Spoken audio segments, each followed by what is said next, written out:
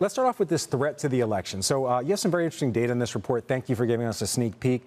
One of the points that really caught my eye is that to create a generative AI deepfake video that's pretty effective, it costs between $60 and $500. Now, I want to ask you, that sounds relatively inexpensive. How does that compare to other election threats we've seen in the past, the cost for these people?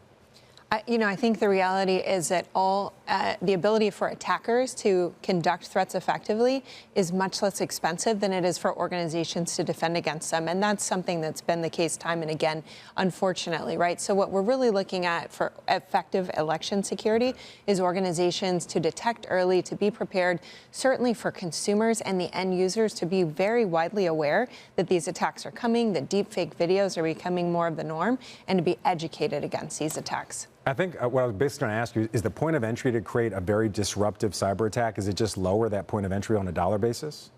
I think the interesting challenge is we've seen attackers move and shift in terms of their objectives, disruption now being such a key factor in that, right? So when we look at these ransomware attacks, we're not only seeing organizations steal data and encrypt it, but they are specifically looking to disrupt the business and in particular cause disruption to the end consumer so that that victim feels that pressure and needs to make a decision more quickly. All right.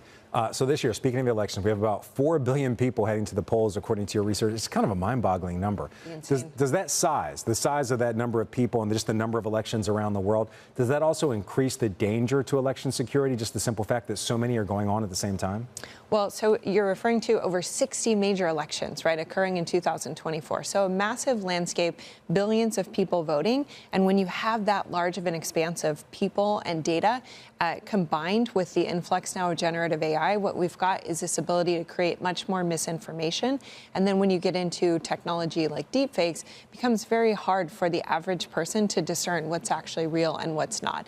So whether it's a nation state or a cyber criminal who may be able to use that with the intention of earning money on the back end, there's going to be more of that misinformation spread. All right, certainly a lot to watch out for there. I want to go to the corporate impact of some of what you're talking about, what's in this report.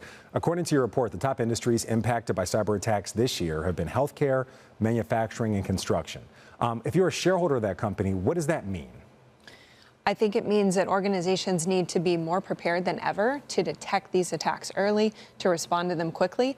And in many cases, they can be effective by enabling best security practices in advance, right? So while the technology continues to evolve, a lot of the best practices and fundamentals remain the same. And I think that's a positive note.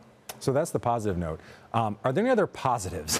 We always talk about these threats when it comes to generative AI and cybersecurity. Are there any positives as far as, the integrity of data for consumers or even for companies? I mean, have there been any positives since we've seen this emergence of Gen AI? Absolutely, and I'm happy to talk about those today, right? So I think when you look at the software development lifecycle, you now have the ability to integrate AI testing into every part of that and every component of that lifecycle. That's great. That makes software more secure. It makes our practices more secure. And then when you talk about, a shortage of employees in cybersecurity, which is something that comes up time and again, you now have the ability to use AI to facilitate and automate so many of these attacks, so many of these components of investigating attacks, for example, and responding to them and parts of the security lifecycle, that we can then focus these smart people on the challenges that, that are more challenging to address.